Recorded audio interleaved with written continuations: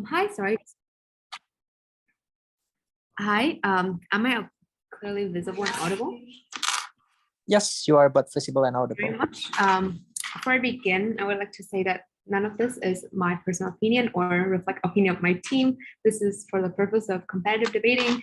My pronoun is she, her. I take POI in the chat.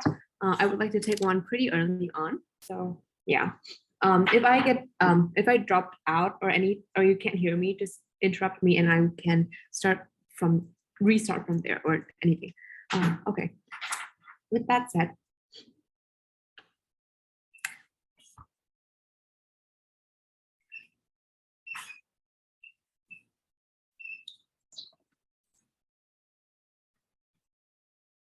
sorry.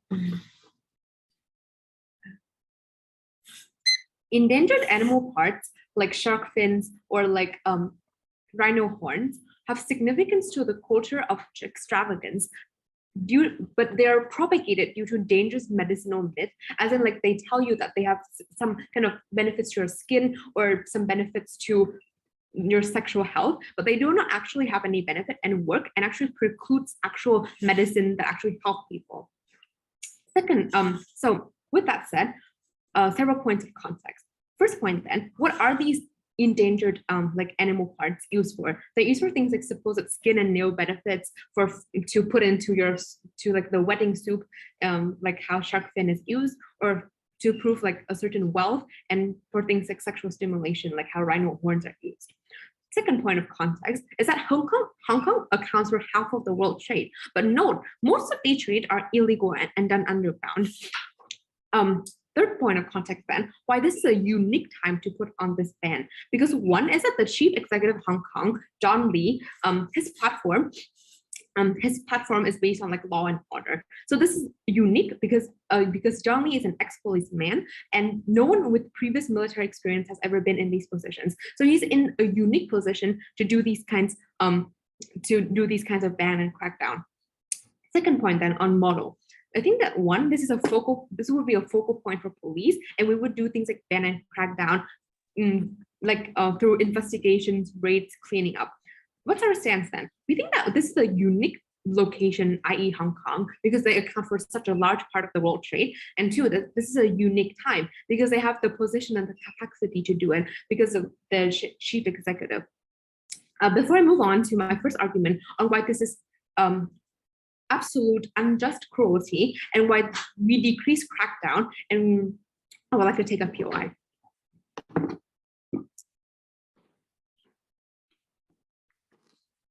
Okay. Sorry. Do you think that drinkers stopped wanting to consume alcohol when it was banned during the prohibition in the US, or did they want to consume it anyway?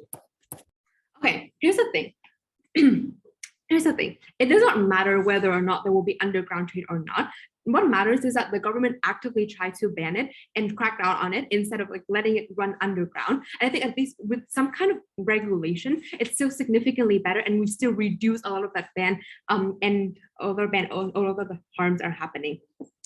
First point then on unjustification.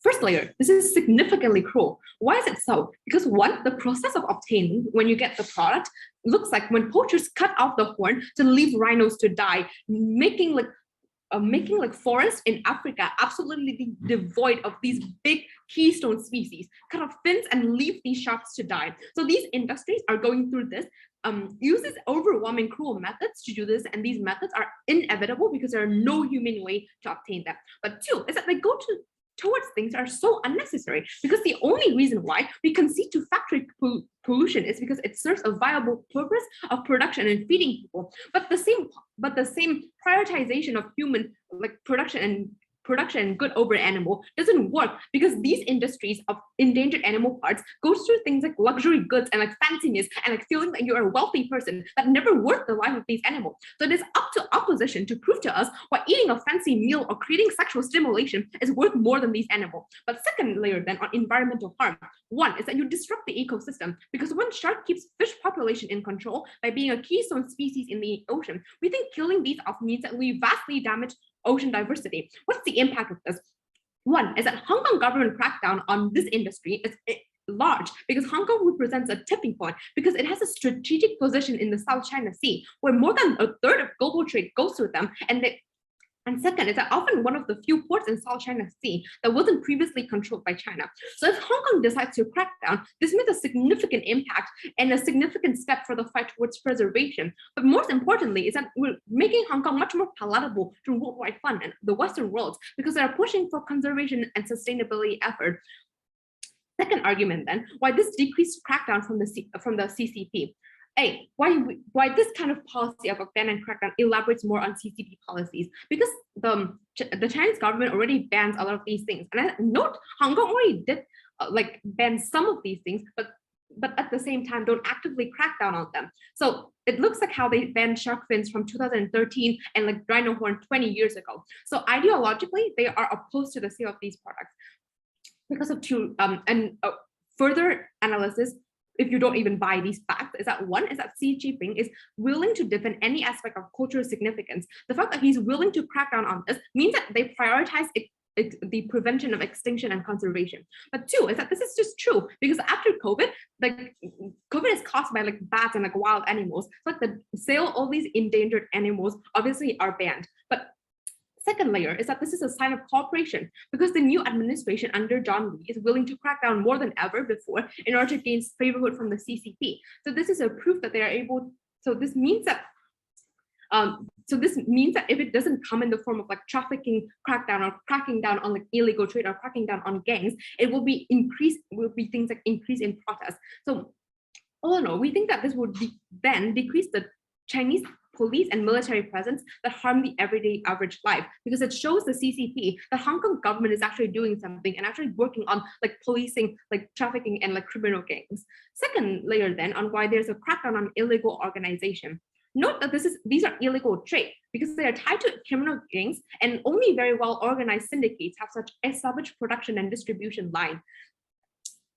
Another reason, so when we crack down on fundings towards these triads and everything, we lower the incentive of one is that we solve a lot of things like crime because a lot of times these gangs like fight each other and there's a lot of like chaos around like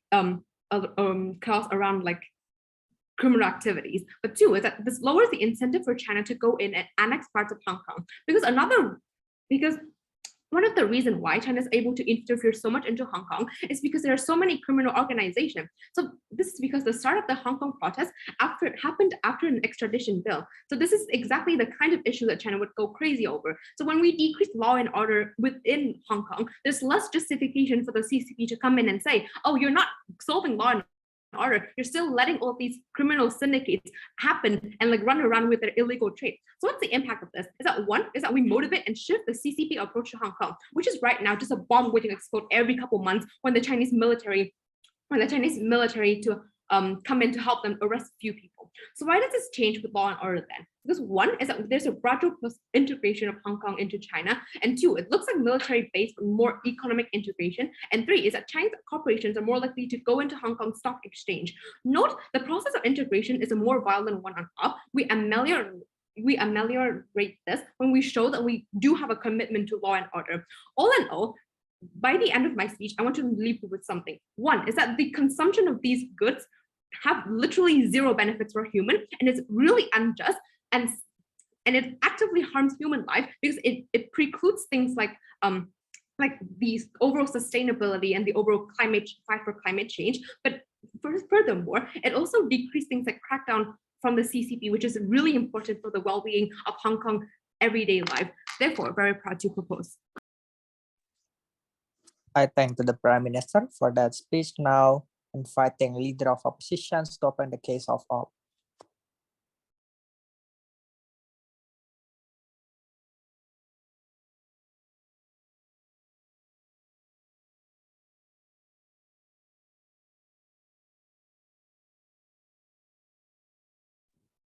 Can I be seen and heard? Yep, you are but. Okay, starting my speech in 3, 2, and 1. Just like a tiger falls into an animal part hunter's trap, you guys fell right into our case. Because when you conceded in the POI that you're okay with this going underground, that's when you concede to all the harms that I will lay out to you within my argumentation. Few key points of framing before I move on into rebuttals. Firstly, how exactly are these products sold? Given that the government turns a blind eye to the sale of these products, they sell in a fairly underground market. Sure, they aren't going around like advertising the sale of this, but it's fairly more transparent than the comparative that exists on their side.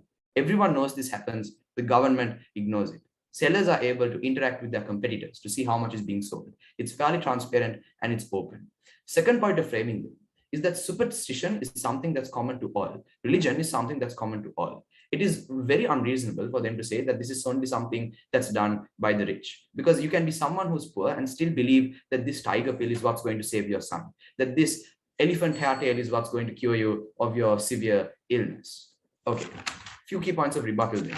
Firstly, on the ridiculous framing on how this like precludes real medicine. We think that it's not up to you guys to decide like the value judgment of what's real or not, because as far as people still believe in it, as far as they get utility out of buying these products, the incentive for them to buy will still exist, and the benefits that they gain from buying this product will still exist. Second thing they say under this is this whole point about the rich elites. Again, so this superstition is something that's common to all. You can be rich, you can be poor, and you can still desire to have these particular products, and you can still save up money and buy it if you want to. Then I want to deal with the argumentation about Hong Kong being the only route through which to sell these products. We think that this is categorically untrue, because if we analyze the geography of Asia, there's like plenty of land routes, there's plenty of sea routes through which you can transport these products. Hong Kong isn't the only place through which these animal products can go through. Last thing they say here, and this piece of analysis is quite simple, and it's essentially that if they suddenly ban animal products, China will be immensely happy and decide to annex China, decide not to annex Hong Kong. This is simply ludicrous, because it's not as if Xi Jinping is going to wake up one day, realize, oh my God, these guys banned the sale of animal products. Let's not annex Hong Kong, bro. They're great, bro. That's not how it's going to work. They have far more bigger interests, and their incentives lie in securing the stability and power of China. As such, just because they ban animal products doesn't mean they're going to curry favor to significant degrees. But further, there are things that China cares about way more, like banning protests, like reducing the freedom of the press, like catering to the economic needs of China through Hong Kong. It is unclear why we can't use these in terms of Hong Kong to curry favor with China. Okay, given that I've absolutely decimated their case, our stance for this debate is that neither side of this debate is ideal. Sure, the world in which animals are endangered isn't ideal. But once you ban the sale of these animal parts, you create a worse comparative for both these animals and for the people. Okay. First argument then on how this harms people on the ground. Framing here. Animal parts matter a lot to these people, because to like a religious mom, you may believe that this tiger bone pill is what's going to cure your ill son of his illness. You may believe that the rhino horn is what's going to finally get you with the girl of your dreams. So this is something that's present very commonly in society and something that matters to you to a significant degree. So then, why despite the ban will the incentive to buy exist regardless? Firstly, because you care about your gods the most. You believe that your gods control your fate. So at the point at which you buy the animal parts, make a special concoction and take it, and then you please your gods, that's when you believe that your life is being turned in a favorable direction. It's something that was likely central to your life and part of your upbringing. So despite whatever laws the state may impose, you still have an incentive to buy. Secondly, because you've already demonstrated a willingness to do what's illegal and to buy these products in the first place. You entered a legal gray area. It's unclear how the state suddenly banning this will make you go, okay, I'm not going to do this anymore. Okay, then why are people harmed on their side of the house? Because firstly, now the price of products go up to a significant degree. Why? Two reasons. Firstly, because it's much harder to source these products when it is made illegal, because there are larger risks involved in sourcing these products. You have to pay the people who go and hunt more. You have to possibly like pay bribes to officials to get it across borders. You have to use complicated systems of transport so that you don't get caught. All of this means that it's far more expensive to get these products. Second reason is because you can now demand higher prices, because given that the supply goes down, and the demand stays constant, consumers are forced to pay more. How exactly is this harmful? Because now this harms those who can't afford to buy this as much. Because in most of the global south, especially in Asia, many people live on a day-to-day wage. So if you don't have like 100,000 yen to spare on a daily basis, you're no longer going to be able to buy what you believe will save your life and improve your life for the better. The second reason that this is harmful is because you now are forced to get more dangerous or possibly less tested stuff. Because now, given that it's more expensive, you're going to have to opt for cheaper options that were likely made using subpar methods. The impacts of this argument are great, because what I've proven to you is that in a world where you ban this particular sale of animal parts, not only that in the same animal parts, you essentially harm people to significant degrees. Okay, if I move on with my second argument, take a point. Are you okay with white shark becoming extinct because you allow trade to happen? We don't think that this is a trade-off we'll have to make in the first place. And I'll tell you why. Second argument then on how you create a world that's worse for the animals. Framing here. Because in the current status quo, there exists a balance of hunting. Competitors know how much they have to sell in order to make sure that they don't hunt too much. So then why exactly is this policy harmful? Three key reasons. Firstly, because you now have a greater incentive to hunt. Given that you can demand higher prices from the people buying your products, there's a higher reward in going out and hunting, meaning that each and every Tom, Dick, and Harry will now go out and attempt to hunt these animals, and so that they can attempt to gain a profit. This means that there's going to be significantly large increased amounts of hunting, people getting creative and more hunting overall, which means more animals dead. Second reason that this is harmful is because hunters now exceed the needed amount of hunting that they need to do. Because notice what I said before, there's a delicate balance of supply and demand in the status quo. Now, once selling goes underground, you don't know how much your competitors are selling. So you don't want to lose out on the risk on losing out profit. So what you do is you hunt as much as possible. And even if some of your products go rotten, you still don't lose out on profit because you sell it at an inflated amount, meaning that you hunt as much as you possibly can and you sell whatever people are willing to buy. Third reason that this is worse for animals is because you're now likely to target other species of animals that are also endangered. The reason for this is because given that it's illegal to hunt these particular animals, you're likely to find a suitable alternative.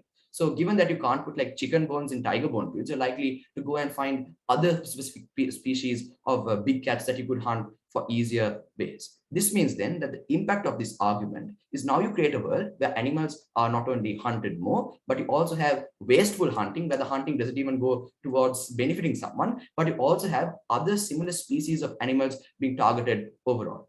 Given that I've proven to you through my case that on their side of the house, you create a world where you not only harm the people on the ground, but you also harm the animals, because now there is more hunting being done in a particularly wasteful manner. I think that is very, very clear to see that we win this debate. So side with the side of the house that is with both the animals and the people, and oppose. Thank you so much, Leader of Ops. Now welcoming TPM to continue and respond to the case.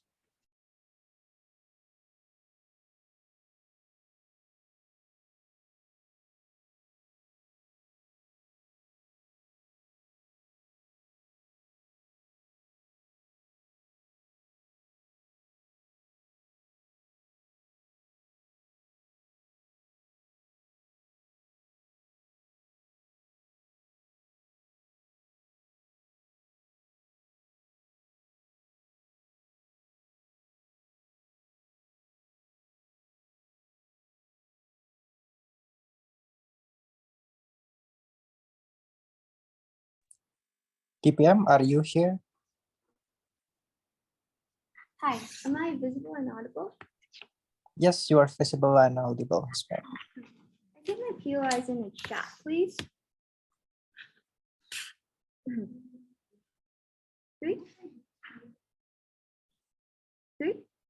2, 1. Panel opposition hinges their case on two things. Number one is that our crackdown will be ineffective and will drive people towards underground. And number two is that even if our crackdown is effective, we shouldn't do it because it matters a lot to these people's religion. The instant I disprove these two claims, we have taken this debate. Number one, let's talk first about how they say it's superstition, so people deserve to buy and sell and engage in trading of these endangered animal parts, disregarding the fact that it's already illegal. A couple of responses to this. Number one, consumption of these animals are based on old folk myths about medicine, similar to how the belief that bad smells cause the bubonic plague. These ideas can change and are changing, i.e., Young Vietnamese people, a country with also these kinds of beliefs, are less likely to consume pangolin scales and rhino horns than ever before. Furthermore, certain states in the US, for instance, have banned boiling lobster because they recognize it's very inhumane, even though it was previously a large part of the culture. So, and this is incredibly likely given that there's already an increasing recognition and prioritization of the role of endangered animals in the ecosystem and human life. So the harms of consuming them far outweigh this superstition. But also furthermore, even if it isn't, a small part of certain Asian cultures is a worthy trade-off compared to endangered species that are often very important to the ecosystem and potentially human survival. This was part of our principal justification that they did not respond to, but I will reinforce later on in my speech. Now what opposition has to say is that it has to weigh is that they have to weigh this superstition against our ability to ban. We think our cracking down or our arrest will motivate these people to turn towards other legal manifestations of their religion. If you think this is not possible, you have a very one-dimensional understanding of what religion actually means. Number two, they talk about how they will go underground. Two things in this claim. Number one is that Hong Kong is not the only place, and number two is that everything will go underground. Their first claim is extremely mitigatory. Even though it's not the only place, it's a very significant place, simply because Hong Kong is already hoarding a third of the world trade. It is simply natural assumption or natural connection for you to jump to from this to the fact that illegal trading with endangered animal parts are also pretty prevalent in Hong Kong. So we decrease the ability for Hong Kong to facilitate this kind of trade. We still have our impact. Number two, they tell you that there will be more underground and unsafe trading.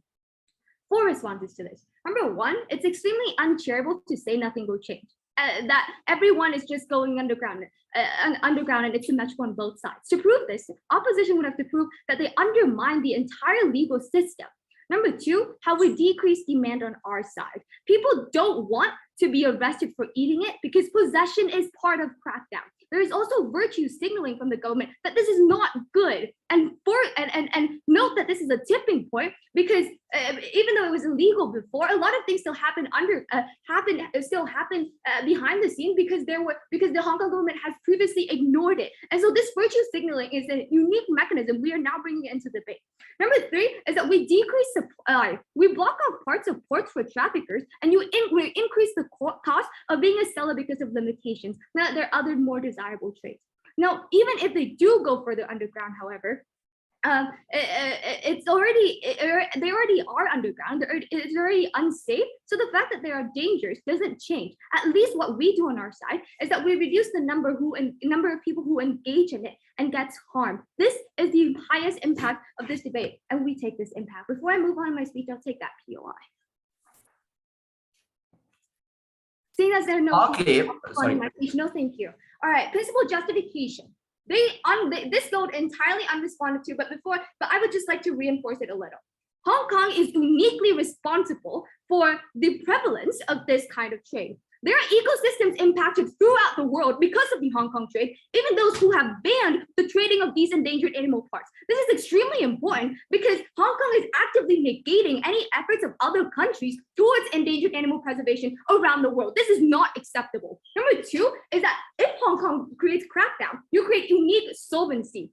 You cut off at least a third of the trading of these animals. You cut off the involvement of Hong Kong specialists in trading and other trading markets. And Hong Kong's massive presence in the illegal trade will be a messaging towards other market trade to start curbing their trade in the first place. This is independent of any impact because the realization is that these animals are labeled endangered in the first place. And when Hong Kong is actively contributing and negating any efforts to protect them, they have a moral responsibility to start being more active and recognizable in their efforts to curb it. And for that, our principle still stands.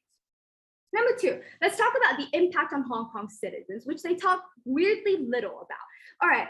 We tell you that you have less crackdown on protests and more peaceful integration into China.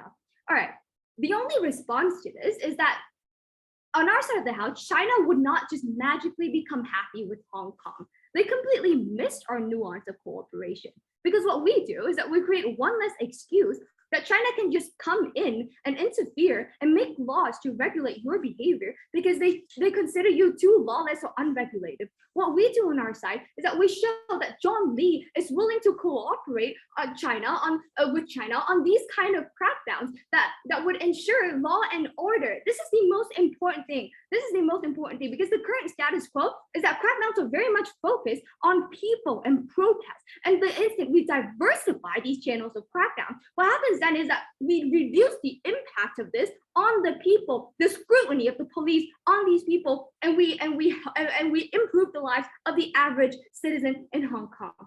Number two, or second thing is that they didn't engage with is how we cut off funding for criminal organizations and how this is incredibly important to the average Hong Kong person. Because when these criminal organizations are dependent on the trade and the selling of these endangered animals, what they will have to do if our crackdowns work is that they will have to either lower their capabilities to wreak havoc, or that they would have to move to other kind of markets instead, and leaving Hong Kong people alone. Seeing the fact that is that Hong Kong people are the most vulnerable stakeholders as characterized in opposition's debate, this is incredibly important. But moving on to my third argument then, how we increase consumer safety. And this means not only Hong Kong citizens, but those who regularly consume this kind of thing in East Asia world. There are many reasons why these trades are just really unhygienic and dirty. The biggest reason is that it's illegal. There's no consumer standards, and there's no regulation on how they're produced, how they're distributed, how they're kept. And the whole COVID-19 pandemic started when the Chinese government decided they're not going to regulate these wet markets, and people started going crazy with these bats. So when there are no consumer health standards, the instant people start consuming them regularly because there are no regulations on them, their health completely worsens. Number two is that there is a worsening pathogen transmission in animals due to increasing pollution around the world. Number three is that often these kind of consumers prefer more exotic or rare animals who, more often than not, live in very inhabitable places and are locked up in certain places, which means that they do not have the best health to start with. This is incredibly bad because it precludes actually effective medicinal products. So people are taking rhino horn for sexual stimulation when it's an incredibly dangerous process that speeds up your heart rate. The comparative is you take things like Viagra that are regulated by things like the FDI that make sure it's fine. The impact here is that people are on their side of the house are using medication that is incredibly unsafe, and this unsafety is exacerbated by this illegal trafficking. At the end of this debate panel, all we have to do on proposition side is prove to you how we can decrease the number of people who engage in these trades and how we will be able to improve the average life of the Hong Kong citizens on multiple fronts here, as I've proven to you today. So proud to win on proposition. Thank you, second prop. Now welcoming second ops.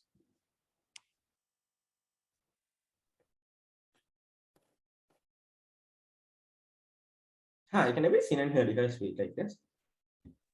Yep. Okay, so when I'm seeing him, I'll take to you guys either in the chat or verbally, whichever works is fine. Don't do camera because that's a chance I might not see or like waiting. Okay.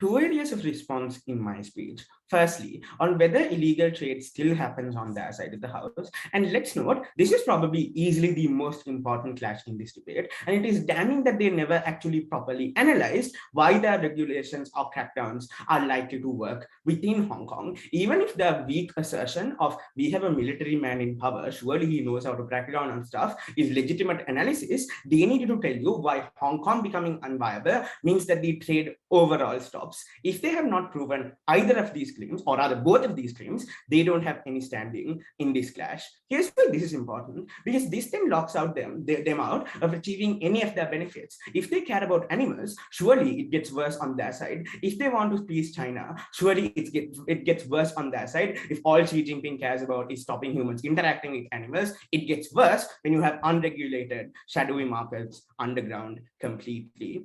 This is also important because if I win this clash, this takes out the entirety of the third argument, because that's not an independent path to victory. That is rather a contingent claim on the comparative being better and them not having any illegal trading. Here is why I want to flag why the regulation will not work, because we told you that on either side of the house, people are still going to be superstitious anyway. People are still going to be religious anyway and want to consume these things. We told you that you prioritize your gods above state laws and some animals that you've never seen before and you don't really care about. We told you, crucially, that these people have already demonstrated their willingness to do illegal things in order to source these products. It is illegal under Hong Kong law. It is illegal definitely under Japanese and Chinese law, and yet they still consume it. And yet they are still willing to break the law. Why is it likely to change just because you increase the sentence from 5 months to 6 months? Absolutely no analysis. The only response to this is to say, superstition does not matter because there's an organic reduction of superstition anyway. If this is really the case, I would question why they want to ban the sale of these things in the first place, because China likes having control of things, right? If the market exists within the borders of Hong Kong and organically the demand for it is just dropping rapidly to a degree at which underground markets won't create any harm, obviously it just makes more sense for you to have the market where it is visible, where you can observe the demand dropping. If it seems to be reversing, maybe then you can try and do something to control all of that. Why is it true if the demand is organically dropping that the regulations need to be enacted? This shoots the entire case in the foot. But the second thing they tell you here is that people just don't want to be arrested. One, I would suggest that they've already revealed their preference to break the law in order to get this stuff. But two, people will often just think that the state is bluffing. It was technically illegal in Hong Kong before as well. Clearly, Hong Kong didn't do anything about it. Just because you announce a big new law with fancy wording saying you will be arrested for this doesn't mean people believe that you'll arrest them for this. The third most bizarre claim we hear is that now the government can virtue signal. But why is this the case?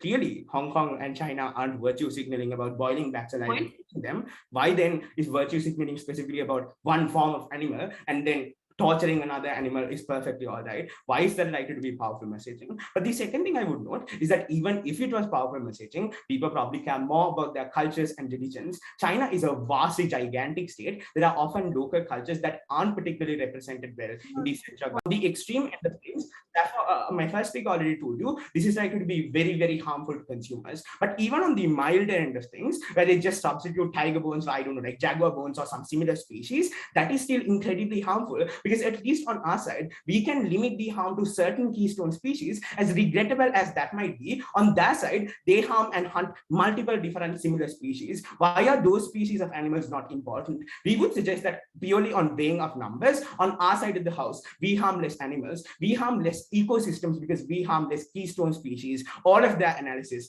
flips over to our side of the house. Let's note that this then takes out their principle as well, because their principle is that animals don't deserve to suffer. Hong Kong should not allow this to happen. So if banning it makes it far worse, we think that Hong Kong is being even more morally complicit by just washing the blood away from their hands and making the situation worse. For all of those reasons, oppose. Thank you, second op, for that speech. Now inviting government web.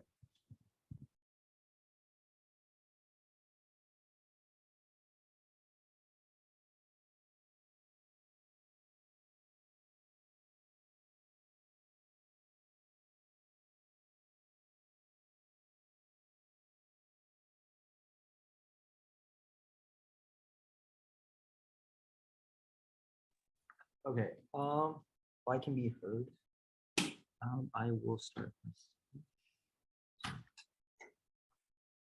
I'll take POIs in the chat exclusively, so please don't unmute yourself. I find it quite distracting. Thank you, and 3, 1. Let's clarify a couple things that our opponents are just trying to get away with. Number one, these are not safe products to consume, as in they have incredibly harmful side effects. There are two reasons for this that we gave that they do not engage with. One, countries like China and Japan have bans on them, not for the hell of it, because it's been scientifically proven these are not helpful and probably cause more harm. But second, notice these aren't regulated markets. Even in our opponent's scenario, it's still illegal, meaning you're having this in the hands of unregulated people who don't have hygiene standards, who don't have safety standards. But the second thing I want to engage with that they're trying to get away with is this idea that people are consuming them for cultural reasons exclusively. Sure, the reasons they consume might be rooted in culture, but note they're doing this so they want an outcome, to either get better, to fight ED, or whatever of these things. Meaning that it's more important to these people whether these are safe products. It's not that they take it because, I don't know, my grandparents did it, so I'm going to do it as well. We don't think this approach to this debate will help them. Three questions of engagement. First on animals, second on individual access and crackdown, third question then on like China CCP and crackdown. First question on animals, a couple key claims that we get from our opponents. Their claim is that like our side of the house increases poaching and smuggling because like now that like people care more or something, like you increase the cost. I actually want to address this argument that we increase poaching and smuggling. Number one, I want to say, even if the incentive to increase poaching and smuggling and like trafficking these goods exists, the flip here is that we decrease the capacity to do so by increasing the costs and risks associated with this now that police are actively hunting you down.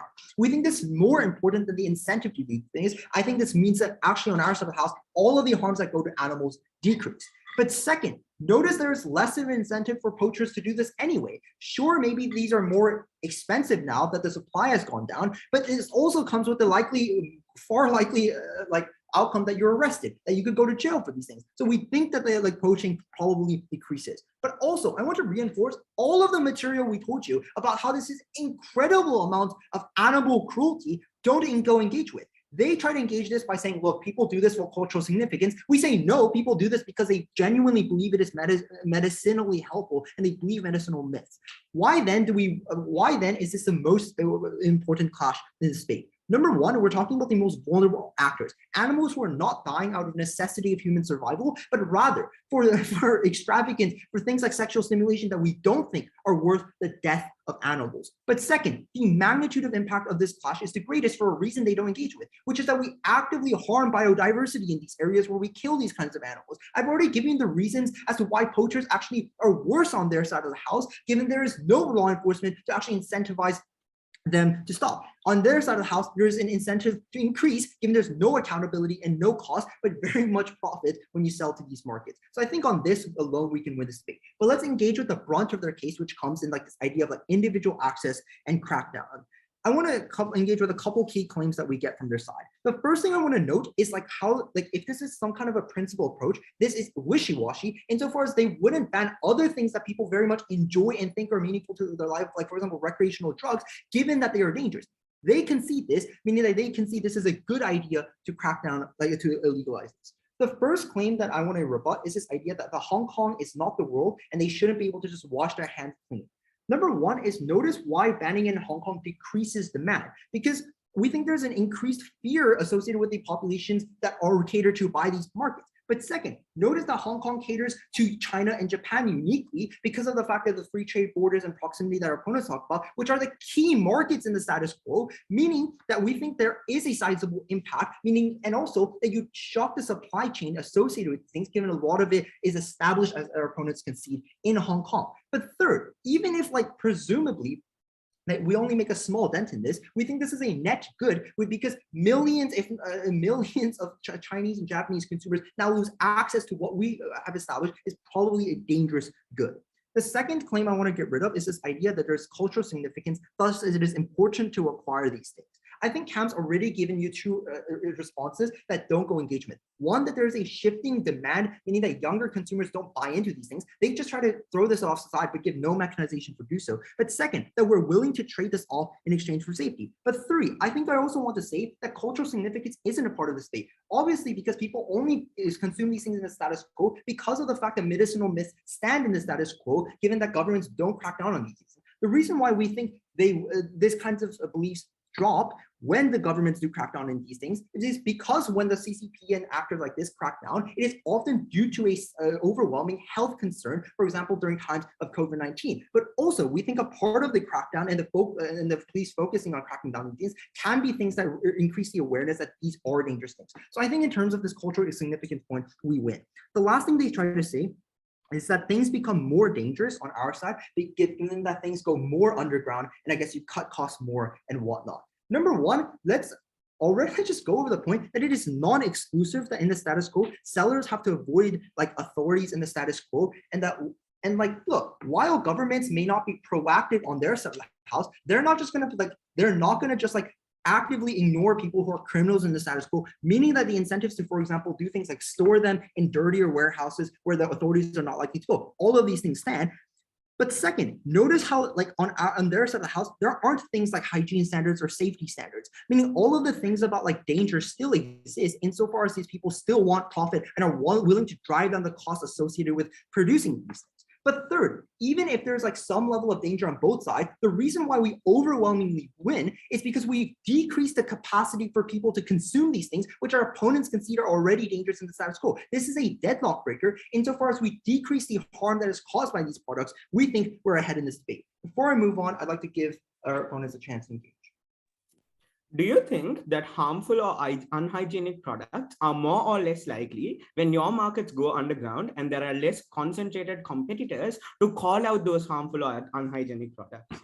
Well, I think already I just rebutted this. Like, one, the kinds of unhygienic practices exist on your side still because it is still illegal, but also it's unregulated, meaning that profit-seeking entities want to drive down costs, and there's more competition to drive down costs, meaning you do things like, for example, not clean these products as much, don't store them in that safe process because there's just no reason to do so, meaning the danger is actually parallel on both sides. But two, what is the deadlock breaker? That fewer people on our side are harmed by these things. So I think in terms of this POI, this goes against your side. The last thing I want to talk about is crackdown from the CCP, right? We told you that in our second argument that this at the very least alleviates a kind of law and order narrative coming from above. They make fun of this argument by saying like Xi Jinping won't wake up one day. Like, it was pretty funny, but like, I don't think it engages, right? The idea is that there's a high cost to cracking down on Hong Kong and maintaining a presence there. The reason why there's a difference on our side is we give the reason the CCP to believe that they don't need to do these things. They're already trying to test whether it is necessary that they are so tough, given the cost of like international backlash high. That's why they, pushed for someone like John Lee to be elected to the chief executive. When we at least feed this narrative in a way, we're like, look, we're going to elaborate on the CCP policy. That is when you decrease the kind of annexation of Hong Kong. And sure, there might be still integration, but it's far more likely to come with peaceful mechanisms than dangerous ones. I think our opponents focus far too much on like trying to defend cultural significance, where there are two other reasons that we should win this debate on on the rights of animals, but also on the kind of biodiversity of the production. Thank you so much, Governor, for that speech. Now inviting opposition rep. Could I have 30 seconds, please?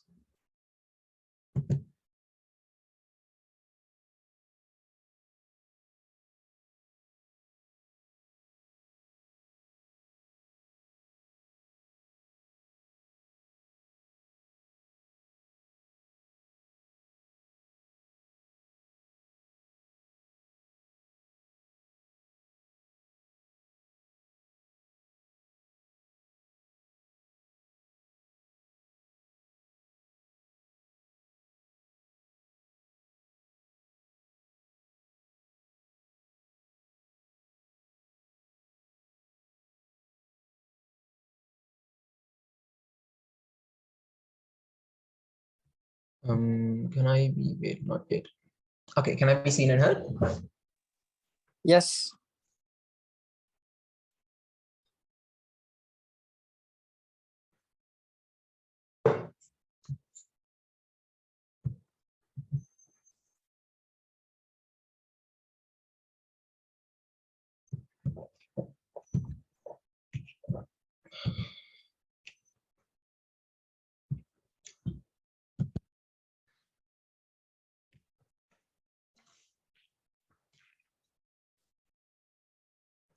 I'm going to tackle with three key pieces of context. We're moving on into four key clashes in the debate.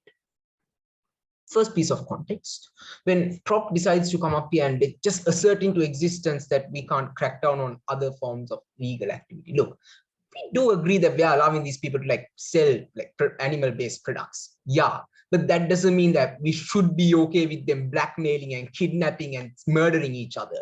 That is something that I can say that we can safely assume we also crack down on our side. There is no like correlation between you murdering someone and you selling a illegal product. It does not have to exist. But secondly, understand when they come up and assert that all of these products that they're selling are harmful, and the example that they give us is this supposed aphrodisiac increasing the heartbeat. Well, that's what aphrodisiacs do. They increase your blood pressure, which in turn, yes, can increase your heartbeat. If anything, that's just proof that it works. And the second example that they bring us is that these are illegal in Japan and China. Well, the primary reason for that, and you say this yourself, is because these animals are extinct and not necessarily because these products within themselves are harmful. I have never really heard of shark fin soup killing someone. But the third piece of context that I want to bring out here is that when they come up and talk about, and this destroys their entire case, when they come up and talk about, oh, superstition is dropping among the youth, therefore there's a decrease in demand,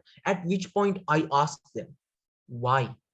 Why is this motion? Why are you even passing this motion if you're organically losing your demand? Because if that's the case, if we are organically losing demand day by day, all you're doing by passing this motion is hurting the innocent, middle-aged, middle class and poor people that simply want to have their own cultural identity, that want to be themselves, live their culture. If this is going to change for the better one day, no animals are going to go extinct. You can keep sanctuaries with these types of things and just wait till the demand organically dies. Their own piece of context works against them. But 4 key clashes in this house then. First one, on the people. And don't let side proposition push this down, because the main line of fight here is that, oh, you know what, these superstitions are mythical, as are these medicinal and cultural properties, and therefore we should not let them believe them. Therefore, this is wasteful funding. Well, firstly, that's an assertion. But secondly, let's bite that bullet on an even if level. Why then are you still uniquely harming these people? Because I'd argue that if these were actually false, what matters that what we should do now is not ban them, but educate people on why they are false. Why are we uniquely able to do this on our side, especially the youth on our side, is because we are necessarily allowing us to be in a friendly atmosphere while doing that. All side proposition is doing is antagonizing them by cutting them off from their identity and their culture. Why would you want to listen to a government that doesn't want to give you your identity, who you believe you are? I'd argue that re-education and allowing these people to understand the effects happens far less on their side. All you're creating is a bunch of antagonization. But also note that they all, like I said before, this organic change is happening according to them, in which case I'd argue that there's a massive short-term harm on the people that actually believe in these types of things. That's not a harm that you can push aside easily. But the second reason that they bring us is hygiene. Look, let's buy the bullet and say, even if hygiene is an issue, which we don't think that it is, I'd argue that it's far worse on your side. Because like we said before, sure, maybe you marginally decrease the supply, but the point is that A, no government under any circumstance can regulate this market, considering the fact that it's so large anyway. But B, sure, Hong Kong might be the biggest market right now, but Asia has no limit to market routes. These are still going to find their way to the people.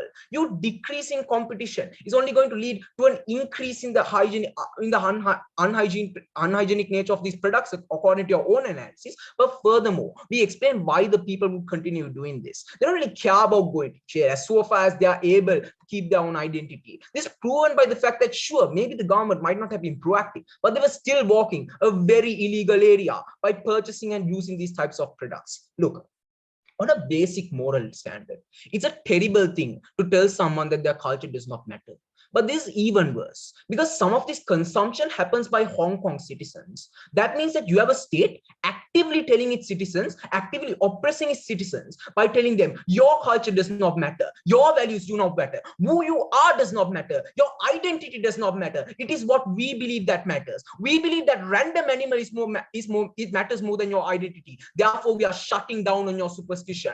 This is an incredibly dark undertone to take, because this is a government actively cutting down on freedom of thought freedom of belief simply because they think it's the right thing to do. There's not a system that we can stand even if all of their practical benefits hold out. A government should not be allowed to act in this way. The second key clash then, this clash on animals, and it's really significantly decide to neglect all of the nuanced analysis that we bring up. Because currently, there are two types of consumers for these types of things. Firstly, you have poor and middle class people. Secondly, you have the rich people. Right now, the mass majority are poor and middle class people who hold a vast amount of superstition around culture and medicinal value around these products. I use the word superstition on their account, but fundamentally, what happens when you reduce the amount of competition within the market within Hong Kong is that you drastically increase the price of products. I explained before it's bad since those other poor and middle class people can't get it. But what you do when you jack up the price of an extinct animal is that you bring a new market there, i.e. you extravagantly increase the amount of rich market that you have there. Because the higher the price of an extinct animal, the more exotic it becomes to own them, the far greater quantity you own them, the more rich you seem. Or tag in their own analysis, which they bring up in their first speaker. Because now you create an entirely new subset of people that has no limit on how much they can spend on this. This greatly inflates the market. Because sure, you do bring them in, but the quantity is not there. This means that poachers inflate the price to a drastic degree to increase the amount of profits that they get. This then means that you create a new demand for hunting. Sure, maybe within Hong Kong itself, you can decrease poaching. Let's assume they are best case, but these animals aren't limited to one geographic location. You're simply going to relocate to a new area and hunt them down there. On a global level, the impact is far too drastic here. These animals are going to go extinct, but they never tackle analysis on how other species are going to get targeted because of it. It goes down completely on their side, which means that the impact on animals is far too great on their side. But the third clash that we come up here is the idea of international obligation. Look, once again, we told you that as far as gangs are concerned, we're fine, we're cracking down on them. But as far as international obligation goes, my second clash proves that this is simply far worse on their side. But furthermore, tackling the idea of predictability and how we save far more animals by ensuring that an open market is far more predictable. You can predict how much you should kill. Their side, you just kill as much as you want, since you can't really tell how much when it's an underground market. But the fourth clash that we is the idea of Chinese annexation. Look, the Chinese Hong Kong issue lies insofar as China believes that Hong Kong is a part of China and Hong Kong believes that it's an independent state. If Hong Kong adopts Chinese communism, sure, maybe I'd admit that that would be a case. But insofar as Hong Kong is a capitalistic market which gains Western influence and ensures that Western media is able to portray there, has free media, and is able to articulate Western ideas, I'd argue that Xi Jinping isn't going to be satisfied with that. I'd argue that he'd still want to annex Hong Kong. Look, you doing this isn't really going to help the overall situation there, because the core incentive of the CCP is not negated. That is, Hong Kong is a part of China. We need to make sure that it is internationally known. That argument is toned down by the core belief that drives the CCP's actions. Side-by-side opposition. We help the people, we help the animals, we overall help make a better world. I thank to the opposition whip, now inviting opposition reply to crystallize the case of all. Hi, am I visible and audible? Yes, you are visible and audible. Great.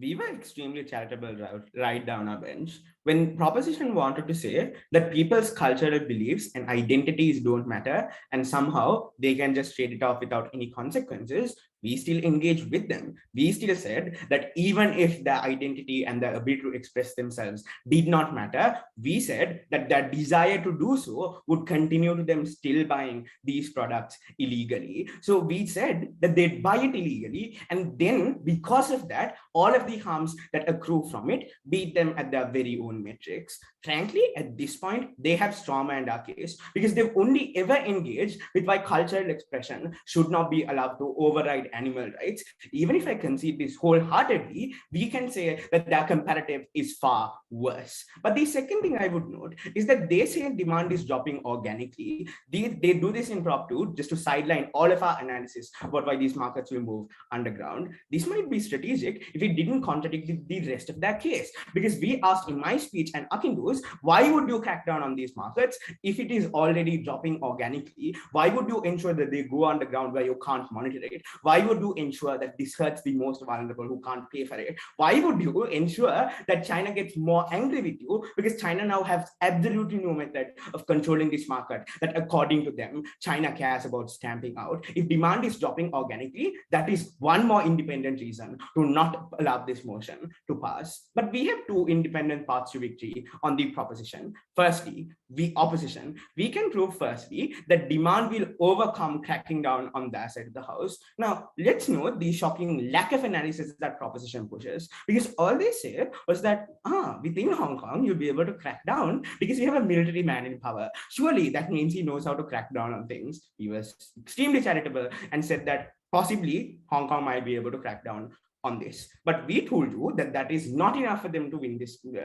clash. We told you they needed to prove why international trade of this is also likely to drop. We gave you structural analysis as to why this is not true. One, consumers have already revealed their preference that they'd be fine with breaking the law in order to buy this thing. So why is it true that consumers will just stop buying if it goes underground? No analysis. The second thing we told you is that consumers will probably think that the state is bluffing anyway. So even if consumers suddenly cared about the law, they would think that Hong Kong is just bluffing and passing laws to look fancy. But even if all of that was untrue, we gave you 3 deadlock breakers in my speech in Op 2, which they just ignored. I don't know why. We told you first that the Strait of Malacca is really, really busy. It is practically impossible for you to regulate every single shipment and every single crate of goods that passes through it. But secondly, we told you that other avenues of trade exist through overseas routes like through Singapore and Malaysia. But finally, we told you that we can flip their metric on them, because if their concern is illegal hard crime like Yakuza and Mafia, on their side is when these like animal traders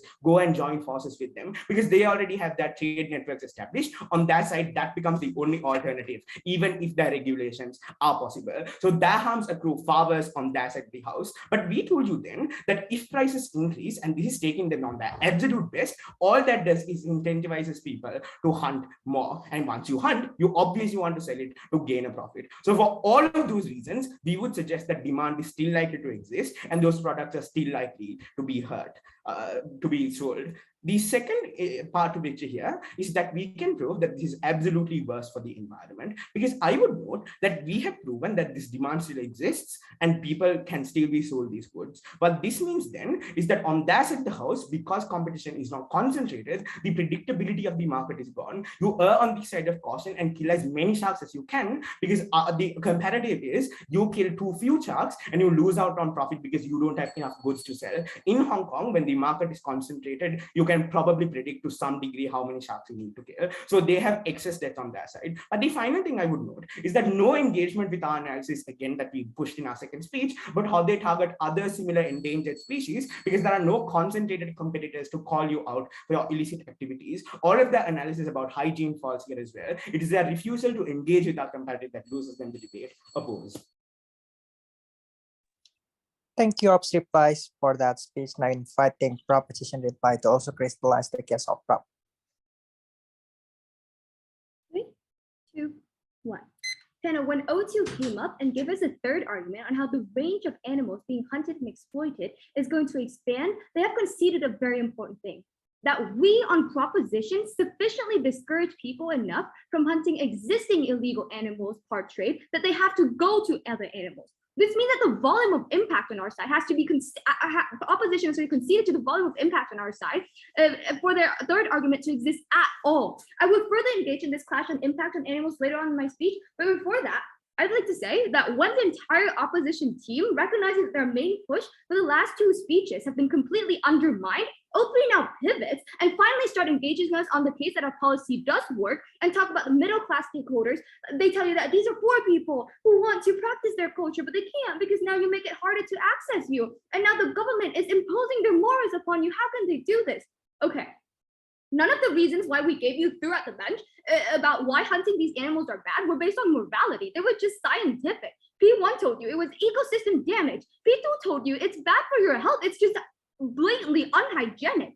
P3 give you the final weighing of how not torturing living organisms is far more important than fulfill some arbitrary cultural desires of these people, which, as characterized from the get-go in our speech from P1, is already decreasing because of the increasing knowledge and acknowledgement of how ecosystem protection is an important thing. But furthermore, in the weighing against other things that can impact Hong Kong citizens, we still win because we are protecting the second thing, a more obvious thing that is damaging to them right now, with a Chinese reaction.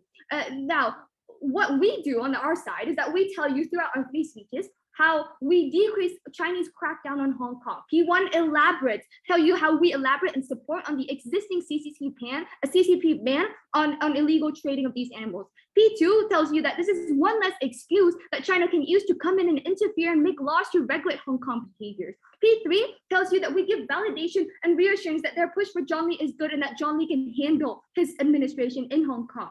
Now, all they responded to this was that they just make a joke about how Xi Jinping won't wake up. This is mitigatory, and now that P2 and P3 have responded, they decided to drop it anyway. As for that, on the impact on Hong Kong people, we win. Number 2, the second deadlock here is whether illegal trade still happens on our side of the house. 3 things they tell you. Number 1, superstition. Number 2, counter assertion that people are already doing illegal things anyway, so they will keep doing it anyway without any analysis. They refuse to revolt. 3, they mitigate. They say Hong Kong isn't the only place people can trade these things and they can just move to Malaysia instead. We tell you throughout our 3 speeches how this is a tipping point. P1 tells you in the overworld view how Hong Kong is in a unique position with significant market share and how we can, just by limiting Hong Kong, we're already reducing significantly the ability of people to trade these things. P2 tells you 2 things. Number 1, you discourage demand and supply. Number 2, superstition does not outweigh the fear of arrest. P3 tells you the opposition has already conceded that this is a good idea to crack down on harmful things. Because when they replied to our POI in 02, they said that yes, if heroin or cocaine are harmful things, we would agree to crack down on them. The weighing is that at the end of the day, O3's futile assertion of how banning Hong Kong won't get rid of illegal animal trading does not hold any substance because we crack down, because letting it die out on its own is going to take centuries, and by then the animals would already be extinct. Now, the impact on animals here is that how we responded their impact on animals is that P1 told you how these animals are uniquely important to the ecosystems. P2 already told you how these preferences come from super old myth-tale folks. So this preference and significance does not transfer to some random new animals. But so we already undercut this before the argument was made in 02. So, and on the flip side, we tell you that the survival of these animals and their impact on ecosystem is unique, but also we curb their treatment and the cruel process of obtainment, which they never responded to, starting from P1. And so when the principle goes completely unengaged and when opposition conceded that animal harm is bad anyway, insofar as P2 told you we decrease poaching desires, and P3 told you we decrease the ability to poach, even if desire remains, we have significantly and sufficiently won over this debate. So proud to win on proposition. Thank you, proposition reply. I think let's close the debate for this round. All debaters can check hands virtually and go back to the main hall waiting for the announcements. Thanks, everyone.